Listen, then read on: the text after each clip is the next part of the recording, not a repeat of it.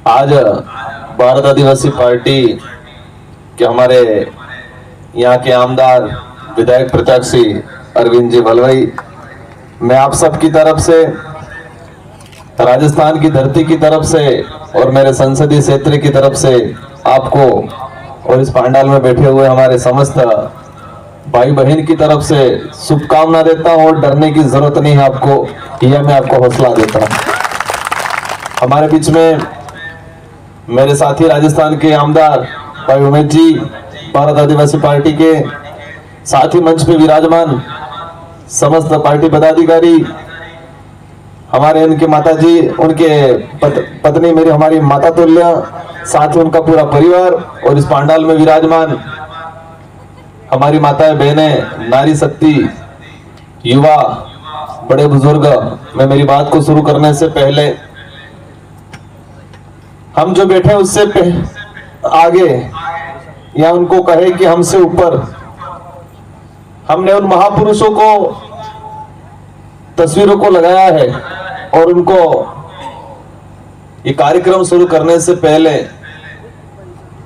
इनको नमन किया है, इनको याद किया है।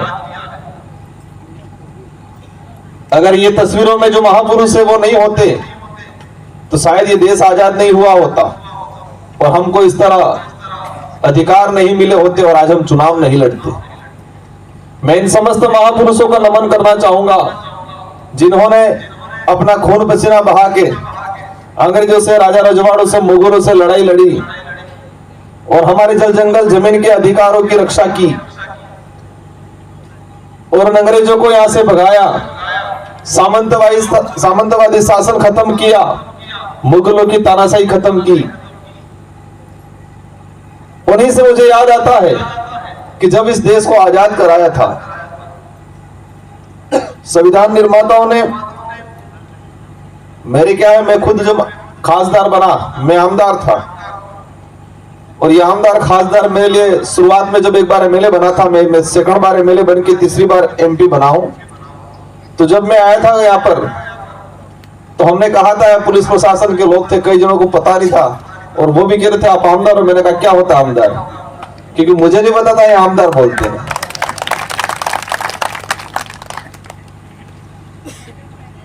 तो मेरे वहां सीट खाली हुई थी और अभी उपचुनाव हुए 13 तारीख को।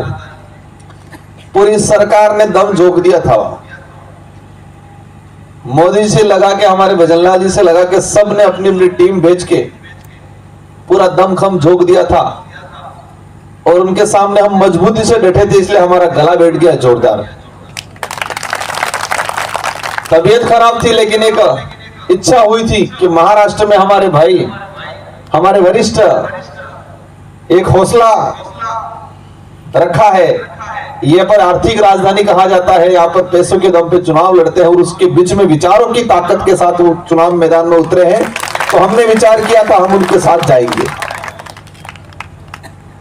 मैं मेरी बात शुरू करना चाहूंगा तो मैं उन महापुरुषों को याद कर रहा था। ये देश लोकतांत्रिक है, इसमें जनता का राज है। जनता हर 5 साल में अपना नेता चुनती है और वो वोट से चुनती है और वो गुप्त मतदान होता है ताकि किसी का दबाव नहीं रहे। हमारे इस लोकतंत्र की खूबसूरती है कि 18 साल से ऊपर वाला व्यक्ति अपनी इच्छा, अपने विवेक से अपना मत दे, अपना बेस्ट उम्मीदवार को चयन करे। ये अधिकार हमारे देश के संविधान निर्माताओं ने हमको दिया है।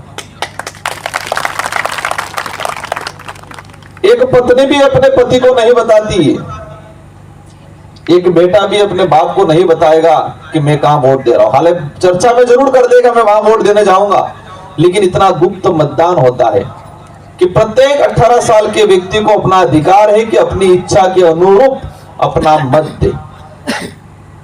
ये अधिकार किसने दिया? इन संविधान निर्माताओं ने दिया। ये जो महापुरुष है उन्होंने दिया अपने लड़ झगड़ के। देश आजाद हुआ, उन्होंने कल्पना की देश आजाद तो हो गया, अब इस देश को कैसे चलाएंगे, इस देश को कैसे चलाएंगे। तो उन्होंने विचार किया कि जनता अपना नेता चुनेगी और जनता वोट देके चुन के भेजेगी। आजादी के बाद फिर हुआ, पार्टियां बनी, पार्टियां पहले भी थी कुछ। पहले होता है सिलेक्शन और फिर होता है इलेक्शन। दोनों लोकतांत्रिक तरीके से होना चाहिए था, लेकिन धीरे धीरे हमारे देश के अंदर सिलेक्शन मतलब टिकट का, जो ऊपर से दी जाती है, हाईकमान से दी जाती है। कांग्रेस की बात करो, बीजेपी की बात करो, शिवसेना की बात करो या किसी भी पार्टी की बात करो, टिकट कौन देता है? हाईकमान देता है। ऊपर से थोपी जाती है, ऊपर से दी जाती है, परिवारवाद को दी जाती है, एक जो है पीढ़ी दर पीढ़ी उसको दी जाती है। तो क्या रजवाड़ी शासन व्यवस्था और लोकतंत्र में कोई अंतर रह रहा है? जिसकी लाठी उसकी भैंस, ये कहावत है।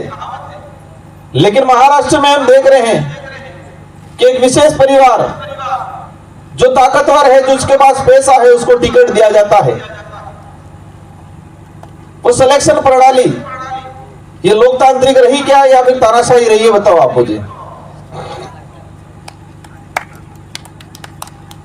आप खुद विचार करना कि सिलेक्शन प्रणाली मतलब टिकट का सिलेक्शन करना, उम्मीदवार का चयन करना, वो तानाशाही हो गई, वो मनमर्जी वाली हो गई, वो धन बल वाली हो गई, बाहुबल वाली हो गई। वहां लोकतंत्र खतरे में हो गया। वो लोकतांत्रिक व्यवस्था रही क्या? नहीं रही। टिकट ऊपर से थोपा गया, सिलेक्शन की बात में टिकट दिया गया, तो सिलेक्शन प्रणाली या सिलेक्शन उम्मीदवार का चयन करना पार्टियों के द्वारा कौन सा हुआ? तानाशाही हुआ। वो लोकतांत्रिक नहीं रहा।